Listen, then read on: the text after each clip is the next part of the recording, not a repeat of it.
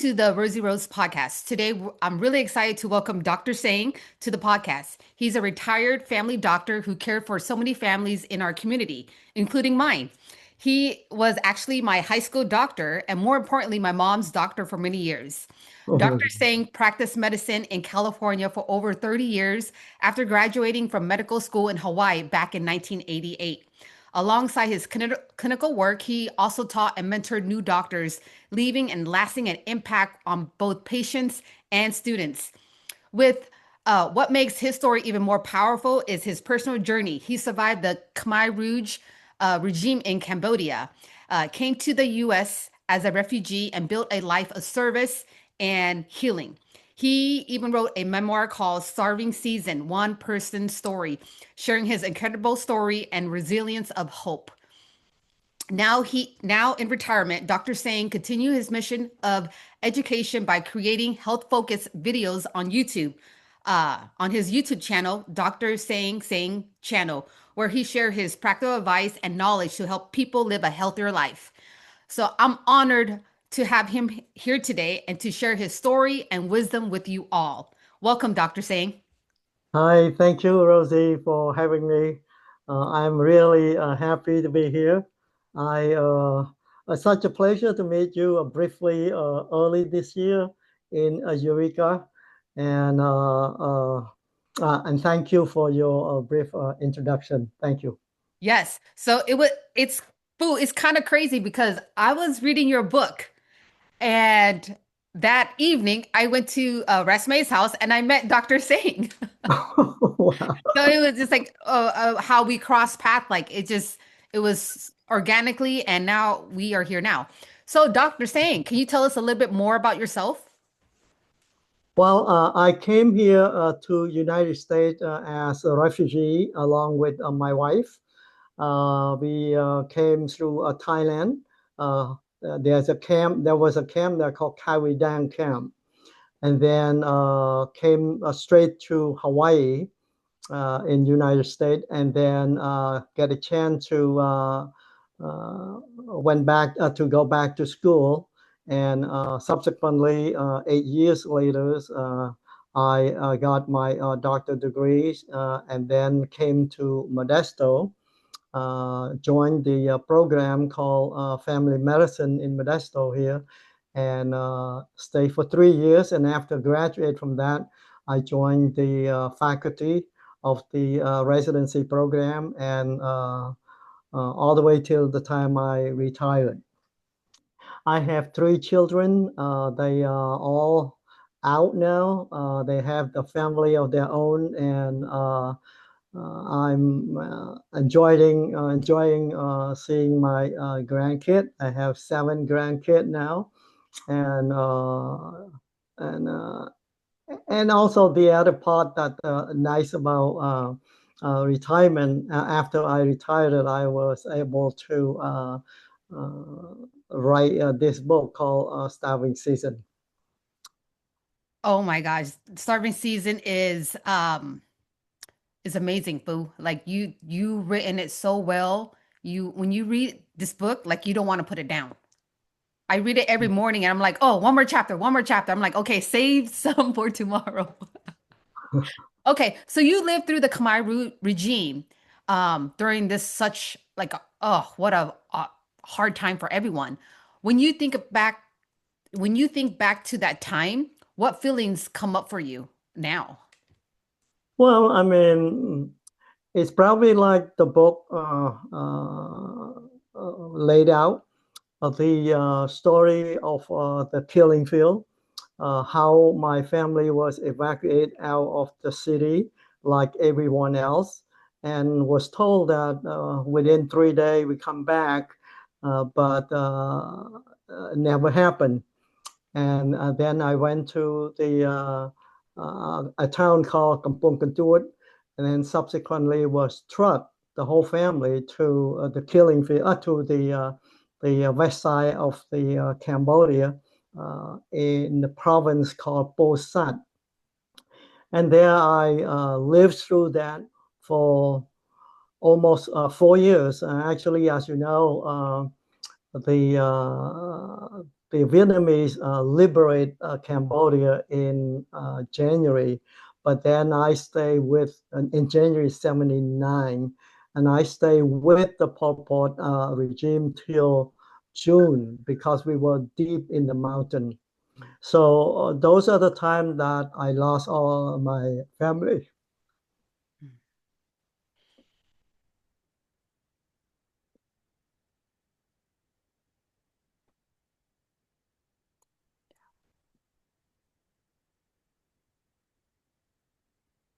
I can't even But imagine. yeah, I can't even imagine.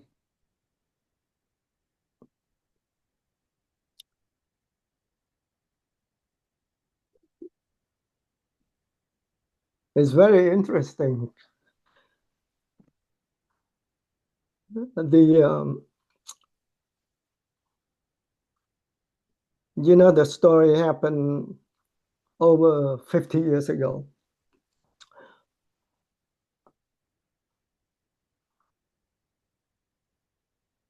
But then every time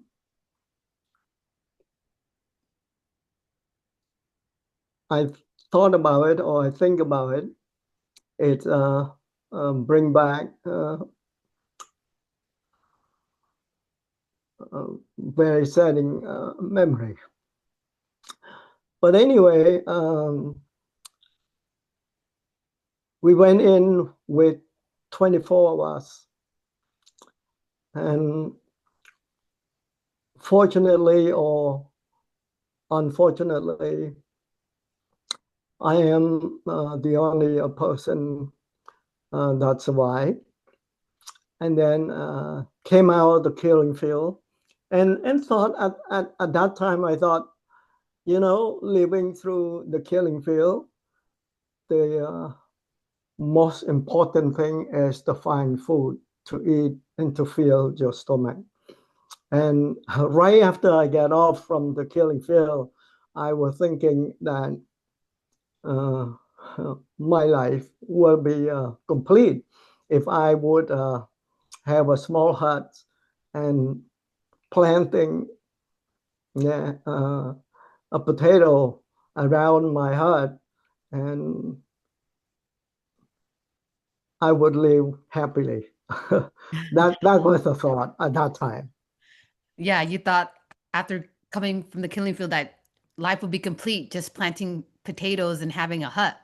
What Yes. what was it in you that you knew you needed more, that you wanted more, that you needed to, that this wasn't Well, it? at that time, when I walk off the highway, I was uh, thinking about going to West, which is Thailand, or going back to Phnom Penh to the city, and a little bit longer. But then I thought that my younger sister might not be uh, dead, and she might be alive. And then if she would be alive, she probably gonna go back to my hometown. So after a brief, short moment toward west, I decided to change my course and went backward to Phnom Penh. And there I met a few of my classmates who, at that time now, become doctors. And that's how it triggered me again. I say, well, I might be able to do that too. So the thought of having a hut and potato was dive down at that time. Yeah. So what gave you strength to keep moving forward during those times? I think the strength is mainly from the lesson that you learn through the killing field. You feel that you are at the lowest moment you could be during the starving season, but then thank God there's always has a mountain that you can climb back up again. So and I always think about if I can survive the killing field, and I consider killing field was the worst, uh, the lowest moment of my life. So there would not be anything lower than that. So I have to coming back up instead of going down further. And that was the spirit, or you can say it as it it's thing that propel you to go forward and try to change your life back to normal. Mm, wow. So when you look back to yourself during the Khmer Rouge days, what would you tell young Dr. Singh? Well, I think one thing that people have to realize that the a government that was supported by only a few people can make significant impact on their population, like the Pol Pot clan. With just a few of them, they can change our country to the killing field.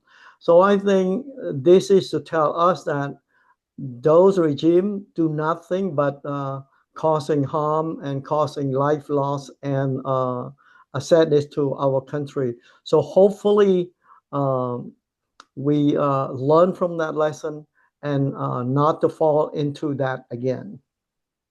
And and with society right now, do you think that we are falling into that? Well, I think the society now is better. I've been doing the medical admission almost every 2 to 3 years in the past, and I saw the life of our people uh, change compared to before. The best thing that I could say is that the freedom that our people have is significant better. I can go there and travel wherever I want to go. I'm not feeling afraid or worried that somebody going to kill me or anything. Now, this is because I'm not involved in politics too, so I don't know. But as far as I'm concerned, most of the people they are living with freedom. Of course, there are people that are poor, there are people that are rich, so you can't change that overnight. It will take a lot of time to change that level. Yeah, yeah.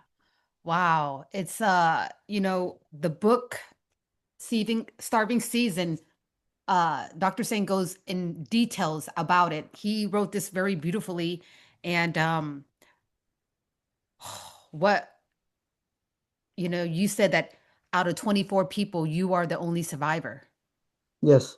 Oh, I can't even imagine, reading parts of the chapter you talk about it, and it's just, oh, I I'm I can't imagine like hearing your story. It reminds me, I go and ask my mom about her story, about what she Mm. went through.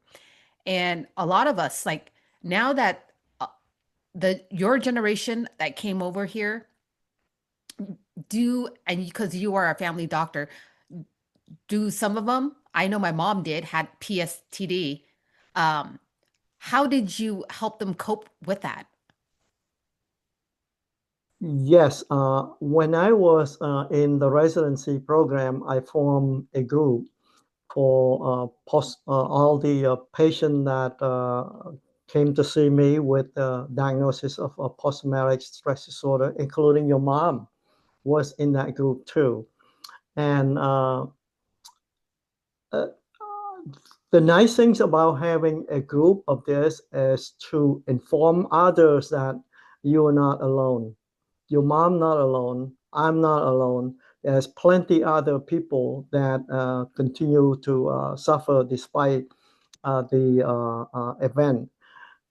As you know, you might think that, well, I might have post-traumatic stress disorder too myself because um, every time I thought about that moment, sometimes a small little thing can trigger uh, my thought into that, and then and tears just come.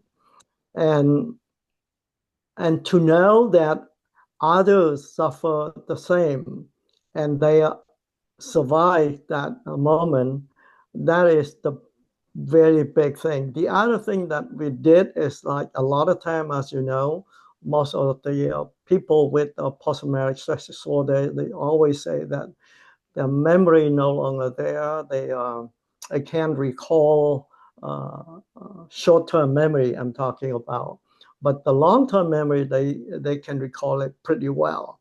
No matter what, how long ago, they still can remember that. So what I did at that time, we have uh, uh, a small. I read some of the book that are related to our in Cambodian we call it Rương Preng, which is a story been telling from generation to generation. And when I uh, read those stories to them, they will tell me that, oh, we remember that. And then sometimes I ask questions, so what you think happened next? And then people will raise their hand, and those interaction between that group regarding uh, uh, uh, story is incredible. Was incredible, and people enjoyed it, and we did it every week until I graduate, and then I no longer able to continue that. Wow. So was there a patient or moment that you that like okay, was there a patient or moment in your career that moved you from a patient so deeply to your heart? Like has any of your patient like just touched your heart or moved Oh deeply? yes, Remembered? most of the time we always think that we suffered. If you ask all the people that suffered those regimes, they always say that I suffered the most. Mm. No one else received the karma like I did. But actually, after you listen to other story, you'll find out that they have similar story, and they might have a story that worse than your story, that suffered more than your story, not just you. Yeah. So with the suffering is now with today's society, right? A lot of people didn't go through what you guys went through during the killing field. What would you tell like us people in America here about suffering? Like every day to day, like suffering happens in our life. But how do you learn to suffer less? Well, I think that's why we all have to share this story to all the younger generation or all the reader. The more you share, you hope that they learn from our mistake and not to go through that again. And I think it's just uh, uh, in a sense like it's sort of lesson for the new generation to learn, not to fall back onto that direction again. Yeah, so what you said was to share your story. And Yes, in a sense is community. Because absolutely. I believe that nowadays too, for healing to begin, it's to share your story and for you to be heard and seen. Because it's hard to heal by yourself, but in a community, when you come together and share stories, I feel like you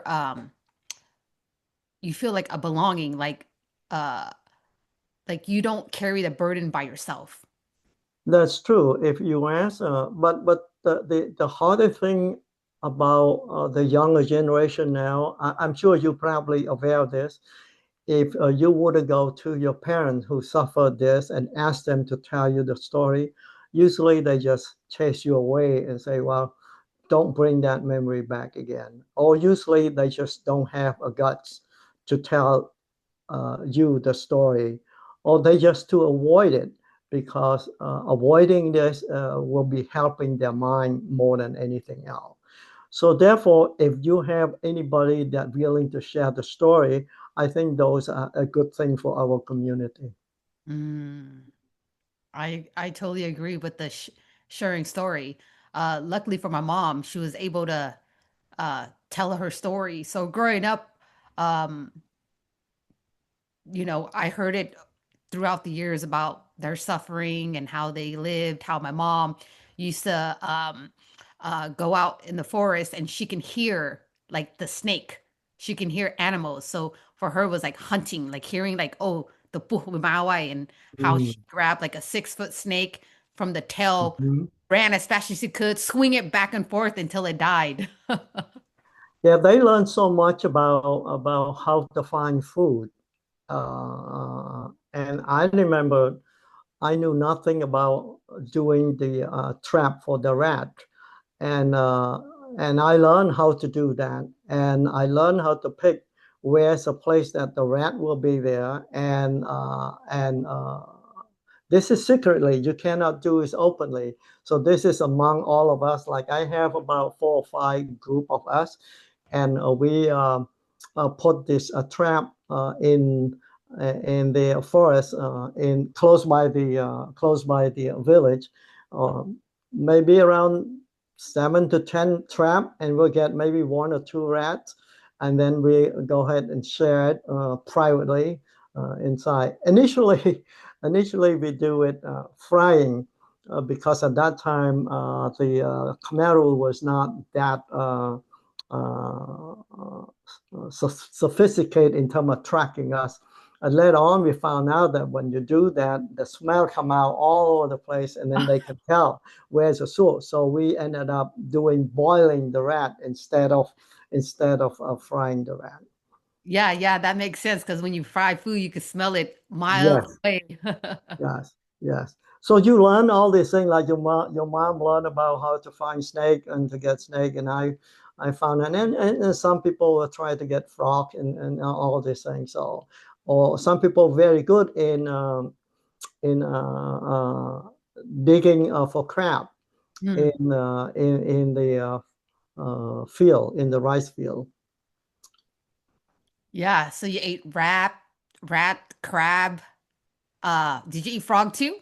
Well, Or- hardly you can find any frog because my place is a very dry place. It's not like a place that have plenty of pond and all this thing, and then you can have a lot more, but not in my place. Yeah. So during the Khmer Rouge time, was there a was there a time where you found like a little bit of joy or happiness? Um, you're talking about starving during that time. You know, the reason one thing I like to share is the reason that the title of this book is Starving Season is because, as you know, in Cambodia, we have only 2 seasons, either dry season or wet season, which is a raining season. And during the communist regime, I noticed, not just me, I think everybody noticed that our physical body changes through time. And when the labor force was needed, they supply us more food or gave us extra food. But then when the harvest season finished, they reduce the food to the bare, not just to the bare minimum, but to the point that leaving us starving. And that's how Starving Season come as the title. Mm. So what was it like for you to put your life on paper? Like, and what message do you hope people carry from reading this book? It is very hard to put into book. As you know, you have a lifespan of 4 years, close to 4 years during that event, and you try to condense it into, as my book, what, 150 pages or so. So it's very, very hard. So you have to pick and choose which story to place. No matter what story you will add it on, this always gives you the chills and give you goosebumps because of the story is related to your personal family. you write about fiction books, usually I would assume that you not feel a whole lot. But then when you write about your own family, especially your own family during the tragedy, it make it harder. I remember, I don't know how many tears I shed every time I start writing. I wrote on my iPad, and usually I do not write in front of others or anybody at home. I chose a time that no one else at home. And I sit down in my backyard with my iPad and then go. Now, sometimes there's no story come to you because you sit there and just like nothing come. And sometimes the story just flood into your brain, flood into you, and you just hardly can finish the writing. And then some other time I would like couldn't find anything to write. I went out and jogged, and after I jogged, during the time that I jogged, I come up something that, oh, this is a story need to be put, and then that's why the books take a long time to write, and at the same time, it's very hard to write too because the emotion. Uh, Writing about uh, uh, the death of your family is was hard, but then writing about the process or the memory that led to their death, those are hard.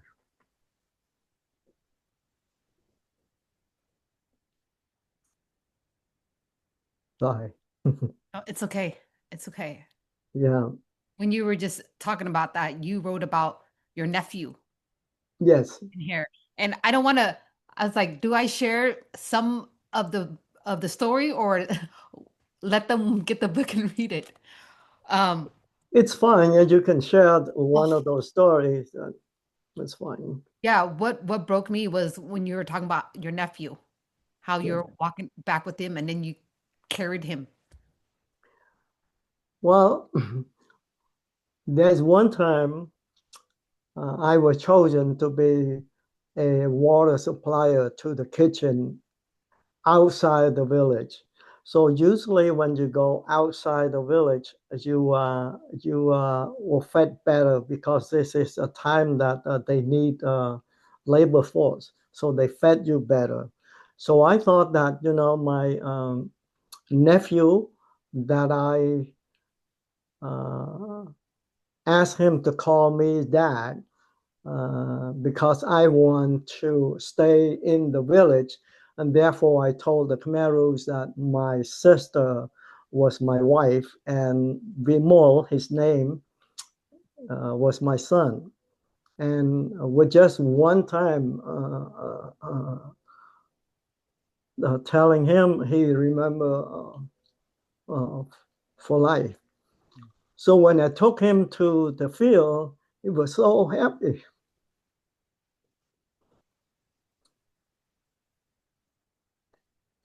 Happy because he not just have a soy sauce in or salt as an extra flavors in the village. So he actually had fish and some law, which is soup. But then, unfortunately, it took him only one day, and he happened to have a severe diarrhea. uh, I remember wholeheartedly. He was a very smart boy. Uh, he used to see me carry my medication bag and I go help people and give people shot in town. I mean, in the village privately. Those are in the beginning, so usually you have chance to do that. Later on, you can, but those are because the Khmer is not well organized yet, so you still can do those kind of things. And we more know that I'm a medical doctor, so therefore he asked me to give him a shot.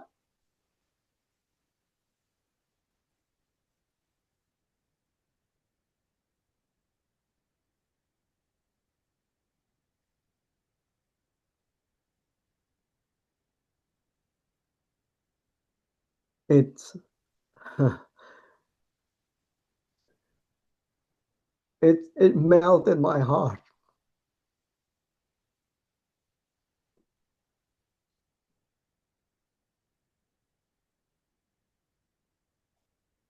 But then I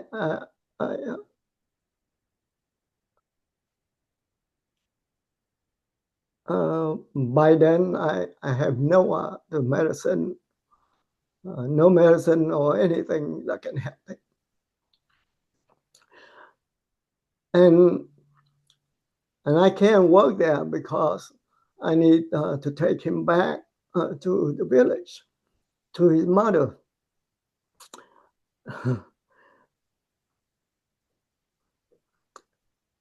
And on the way back, it takes us all day, all morning to get to the village. Those days, wherever you go, is mainly just barefoot or walk, and that's it. And I put him on my back, and his chins uh, kind of press onto my shoulder. And initially, it wasn't that bad, but then after a while, and try to carry him and walk on the slippery dike that contained the field. It's tough for me to find the balance, and then it began to hurt more and more. And at one point, a few times I told him that he need to take his chin off my shoulder, but not realize that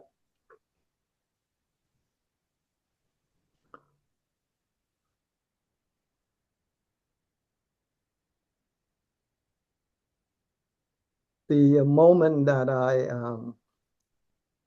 jerk him down to scold him, if you can say that not to do that again, because he did not listen to my request. But then I found out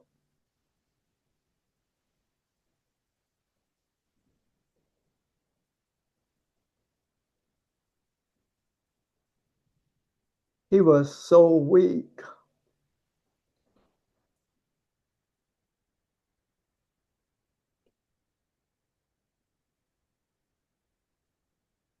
He no longer able to raise his neck up.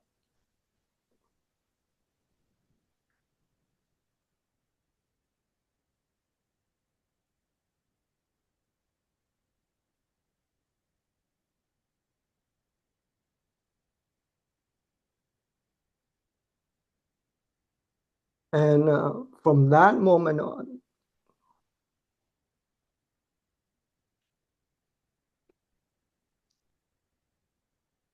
I carry him and no longer complain about my shoulder.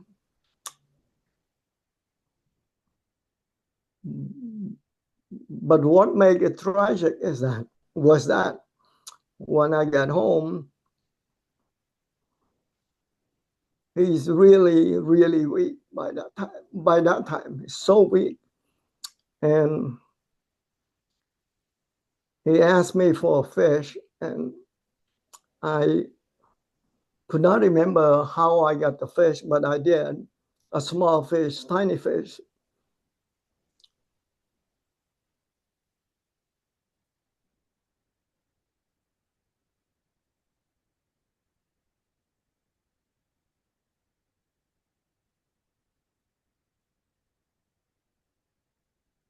And he died with the fish in his hand.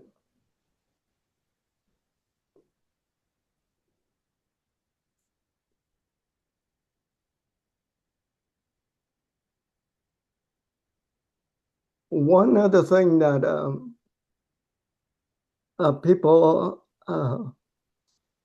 do not realize that the other part of suffering of these people, including me, was to live with guilt. Mm. I'm sure you probably can ask your mom. She will tell you what are the guilt that she continues to live with through. And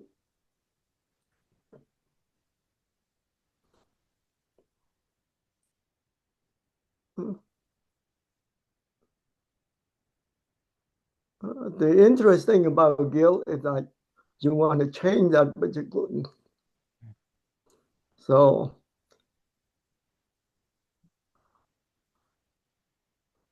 you just pray that if something happens similar to that, hopefully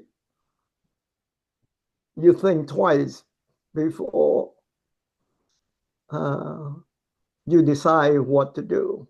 In my case, it's jerking off my son off my shirt.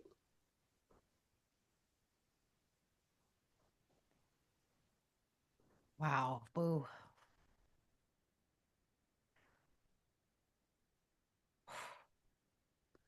What? Uh,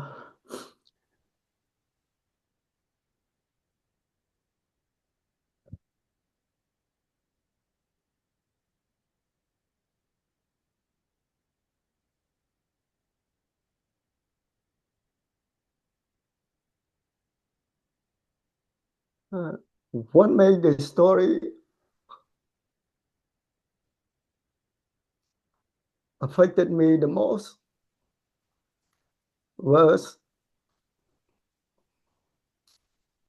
he was 4 years old. Mhm.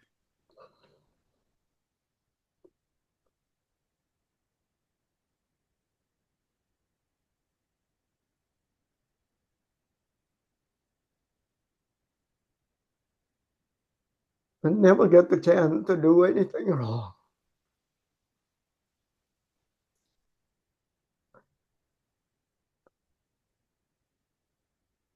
And yet suffer the same fate. And he was very close to me.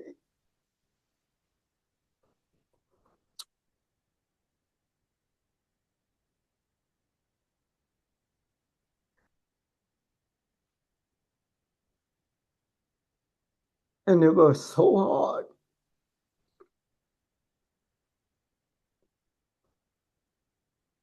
to watch his body relax.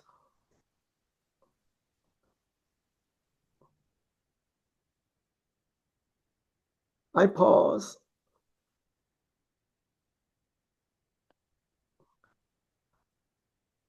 at the moment because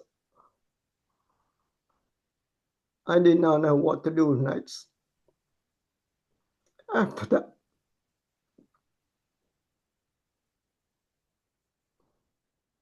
sorry, I can't tell this story without tears. And there's multiple other story in there, as you can see. And when I initially, to tell you the truth, uh, being writing a book uh, had not crossed my mind uh, until after I escaped into the refugee camp. The reason because I was, born in a poor family. Both of my parents are uneducated, and and although I went to medical school, there's hundreds and hundreds of others there too. I just like ordinary people, so there's nothing special for me to write anything. So, but then when I came to the refugee camp, I met the foreigner again. When when we call foreigner, I mean we call parang, we Mm. call French in South Khmer. We see parang again, and and and the presence of parang, the presence of the foreigner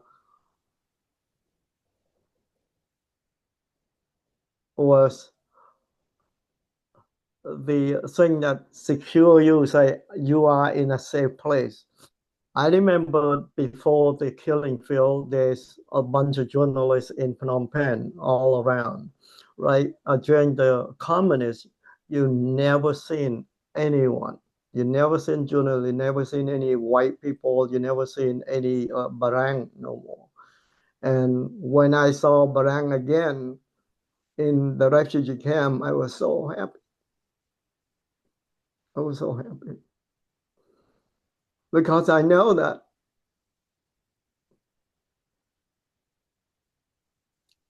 my life will change. My life will change.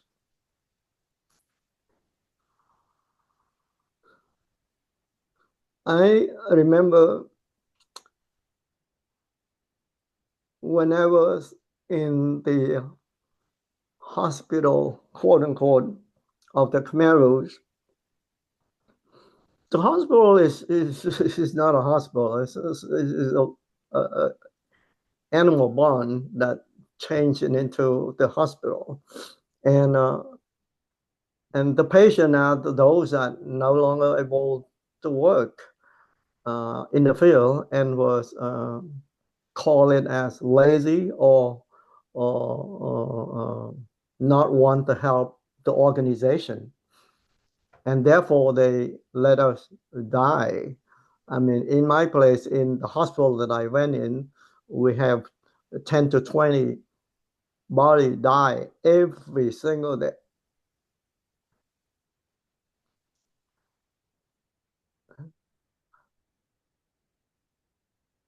And we all sat there with fly all over the place, couldn't stop the fly. But then we're like, do nothing, mainly just stare blank into space and let our mind wander. How could we come to this? And the fact that there is no barang, there is no no journalist, no nothing, we knew that we're gonna die. Mm. There's nothing else would help us. It's crazy to think about it. So when I come to the refugee camp, I saw these foreigner again, the volunteer, and I was so happy. And then one of the I was one of the survivors, and I knew that these people not knowing anything about the killing field because it's right freshly right. I mean, after those events. So I thought, writing a book's not a bad idea to tell them. But those days I was thinking about writing a general book, how everybody suffered, not particularly my own family. But the time was not on my side. I was not speaking any English. I mean, very hardly any English at all in the refugee camp. And then when I came to Hawaii, I'm dealing with school and raising my family, and therefore never be time for me to write. But then after so many years, when I start to write a book, I said, well, everybody know about the killing field already, especially with the movie of killing field and all the things. I thought that I probably should write just my story rather than the story as a whole. So this is uh, that's how the killing field. That's how the starving season came. Wow. You guys went through so much, Boo, and for you to have the courage and the strength to write this book is amazing. To share your story, it was like, you give us, the ones that's born here in America, a better understanding of what you went through with your own personal story. Because, hearing my mom's, it just makes me want to hear other people's story. Like, Yes. what did you go through? Oh, wow. It's just, Mm. it, and I know there's, uh, were people in during the killing field that, um, ended their life. Uh, Yes. and with today, people that are watching today, what would you say to someone that, uh, you know, is thinking about like ending their life? Like, what would you say to them? Well, I probably using my story as an example. I never thought that I can recover this much. Not in my life. I knew that I probably can recover. I remembered when I was in the refugee camp, I said things the same way as other Cambodians said. Ôi thưa ấy có thưa đây, ôi tầm miền bài si. I would do anything so long I have food, and I was not afraid of that. And I think with that, with the perseverance, and with the negative side of your story, it serves as a motivation to come back up. And I think with the stroke of luck, you can change your life around. Yeah. Wow. So when somebody pick up this book and read it, what do you hope they take from you? Well, two things I want them to know from that book. One thing is that what was the history of the killing field in Cambodia, and what is my story that I share, how my family member died, what led them to die, how I survived those hardships. And I think at the very end of the book, I talk a little bit about my life in America, where I raised three children in America. So I think one number one is to tell the readers that how bad was the uh, starvation during that time, and how bad was the killing at that time. And number two is uh, sort of helping the reader say no matter what, how low you go, you always can climb back up uh, uh, if you really persist, and you can change your life back again, I love that. like I did. I love that. I love that. So you've been through the killing field, from killing field, surviving that, to coming to America, and come to America to go to medical school, to medical school to being a doctor, and a Yeah. doctor helping, probably thousands and hundreds of thousands of people, to you being retired now. And now that you've retired, you are still helping people Yeah. globally, boo. You're helping people globally through your YouTube channel. Yes. What inspired you to make to after retirement, you wrote a book and then you started your YouTube channel. What inspired you to do that? Well, at the time, uh, I was young, and before I even retired, I still find time to go to Cambodia to join a chopper, and also create my own group at a time, a few times to go there to help the people there. Uh, a lot of time, people will criticize some of these medical mission that didn't do anything. For instance, let's say that the person have a diabetes and you give them maybe 3 month pills. And what do after you left? They're gonna die of diabetes, quote unquote.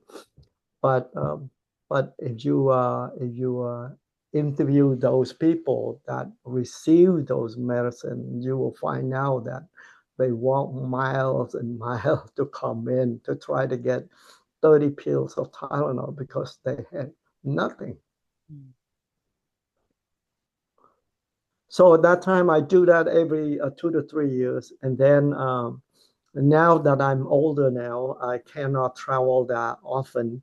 And therefore, I thought the other way that to reach out to the community there is to do the YouTube channel. Uh, Initially, of course, I don't have any platform to go, so not many people know me. And later on, I joined the Voice of America with Dr. Tan Teck Hong, who was there for a long time, and then being the speaker for health through the Voice of America. But unfortunately, this year, the Voice of America was closed because of the new government, and therefore I continue to do on my platform. It's not as big, but at least I can reach some of the people that want uh, medical advice. Yeah, and I love that you speak in Cambodian to, Yeah. to the older generation because I know my mom, she watched YouTube and sometimes I send her like American, but she can't understand. So this is great that I actually sent my mom your YouTube video, but I haven't I need to call her and ask her, did you watch it? But this is great what you're doing, Dr. Sane. I love that you know, you're not just retiring, but you're still giving back to the community. And, it's like service. You are in service. And that, I mean, how does it feel now to be in service on YouTube and retired? But to me, you know what, I don't look at it as a service. I look at it as the thing that I enjoy to do. And sometimes when you have a passion in doing something, it's no longer like a work. It become like a hobby. So I enjoy doing that. So and I'm glad that at the same time I get a chance to influence some of the community back in Cambodia and all over the place too. So that's really nice to see their comment Yeah. sending back to me, and I really appreciate those comments because it's even motivate me more to do more. Yes, yes. I mean, when I say service is like you're serving the community. Yes, And I know what yeah, you mean. I yeah. know what And you mean. so what for this the next generation here, like what wisdom do you want to pass on? I you had to realize that this story happened over 50 years ago. Even in Cambodia, if you go out and ask all the younger generation, I bet majority of them don't even know what we're talking about. But the reason is because it's starting to fade away, and let alone people in America. I mean, my three kids, the two of them could not speak English to carry a conversation. Not because I did not teach them Cambodian language. I used to criticize others that, wow, how could you have children and not teach them Khmer? But you have to realize that in America is a little bit different because it depends where you live. If you don't live in a large community, you live in like even like in Modesto, we have a big community on the west side, and I live on the left, the east side. Not an excuse, but my children, all three of them in elementary school spoke Cambodian fluently. But as sooner they get out of elementary school and they get to the uh, junior and then high school and all the thing, the children start to realize that, well, my dad speaks English, my mom speaks English. Why do I speak Cambodian? And nobody speaks Cambodian in school. So that's how it changed them. And when you lack of language skill like this, to try to understand the killing field, all these, try to connect to this past, it makes it harder. It make it harder. Now, of course, in the community where they have a big Cambodian community, and for those children that interested and want to connect with the Cambodian community, I'm sure they want to know the story. And the story is simple. It just say that no matter what, how hard it is, your parent moved here and now raise you what you are right now. So those are a big story, not a small story. I remember let's take example, my daughter, she's really interested in our culture. And in Modesto, we have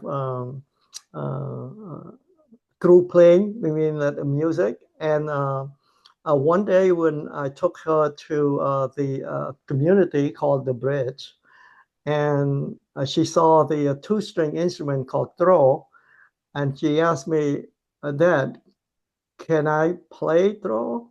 Now she have a little bit of background. She play piano and violin. She was in elementary school, so I found Puchep, which is one of the well-known uh, music players in our town here in Modesto, to teach him throw, and she's learned it so well to the point that I was so impressed that she can play with them Wow. all during the wedding. So it's crazy. So those younger generation that want to connect with our culture, if they show interest and in a big community, I'm sure they still can do it. Yes, absolutely. I agree too. And especially with the internet, Yes, we can look up anything. We can yes, find that's communities true. everywhere. Yeah.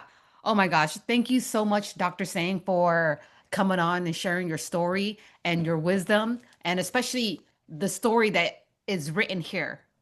This is your truth that you're going to be passing on your story from generation to generation. Your great grandkids will pick up your book and will understand you about, what you went through in your own words. So that is just, um, that's brilliant, For leaving. those, yeah, for those people that don't know, those books also came in Khmer too. Okay, So I did translate to Khmer. Let me see if I can pull it out. There's a Khmer uh, like this. It's called Rodau Out Aha. And the nice things about this is that I place it in the e-library of Cambodia. So anybody that have access to the e-library of Cambodia can access this book free. So, and great. now I'm not sure you know that the book's also translated to Thai too, the starving season. So we have three editions: Khmer, English, and Thai. Wonderful, wonderful. Yeah, so is there any last word that you would want to say to the people listening? Well, one thing that I like to say is that a lot of time when the parent tell your kid over and over again about the same thing that she's suffered or happened during that, sometimes kid get annoyed. Like, Mom, I heard that all the time. You say it again, you keep saying it, but you have to realize that that's the only thing they have Mm, for you, mm. nothing else.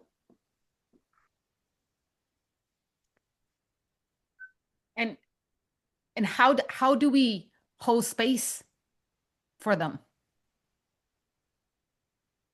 Well, I think no matter what you do, be nice with them rather than say you keep saying the same thing again. That's not going to help her. So that's how I feel. And I think for those that are really, really interested to your story or your mom, you know English, you can translate and you can write the story of your parent. The more story that you created to this world, the more people learn about this, and the more we can hopefully prevent this thing from happen again and again. Mm. It's Yeah. hard. I heard so many times people will say, I'm gonna write my book, I'm gonna write my book, I'm gonna write my book. Or somebody would tell, I'm gonna write my parents' story, I'm gonna write. Just say that's not gonna do anything. You had to start writing. And then you start writing and put into word, and then you'll find out that it's hard, but then the final result is so overwhelming. Like, when I finished the book, I was so happy that I finished my duty as a Cambodian, that I share this story to the world, to my community. Yeah. And how long did it take you to write this book? 2 years. 2 years. Yeah, Yeah. two yeah. years. And for you writing this book, your process was nobody in the house. You sat No, alone no. with your thoughts It's and it's very hard to have somebody in the house because now, to be honest with you, none of my family knew that I'm writing the book until the book out. wow, nobody knew. Nobody knew. Wow. Wow. Because I think it's so hard when you sit there and writing in tears and people will look at you and what are you doing? It is just so hard. So the best time that I do is just no one in the house, and I just me alone in my iPad, and that's it. Yeah.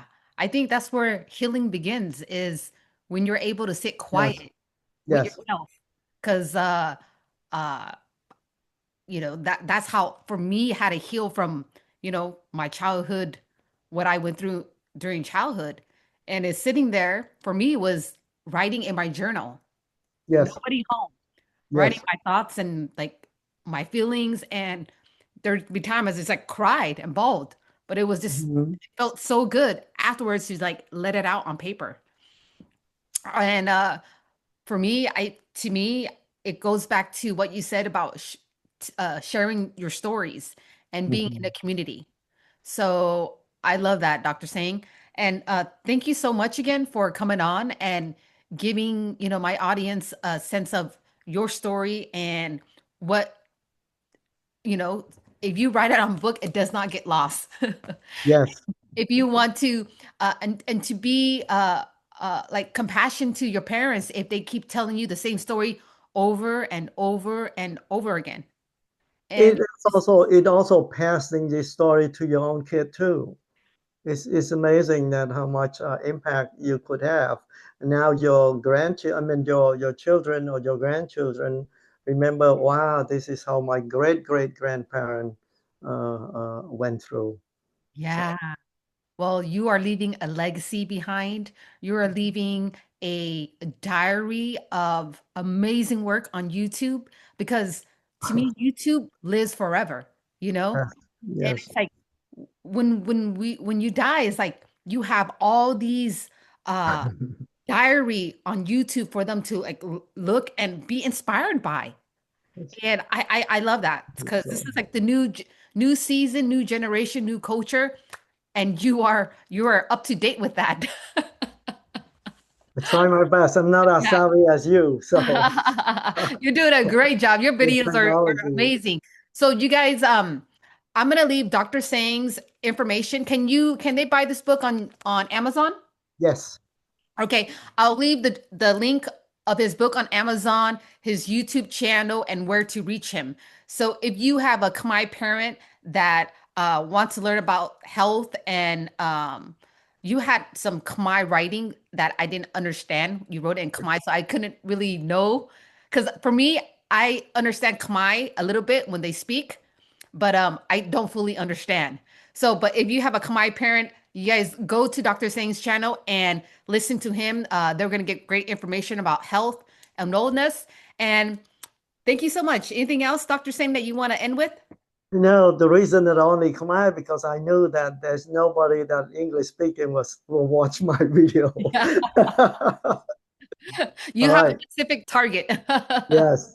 Yeah. Yes. Thank you so much, Dr. Seng, and everybody. I'll leave his info down below and we'll talk to you guys next time. Bye. All right.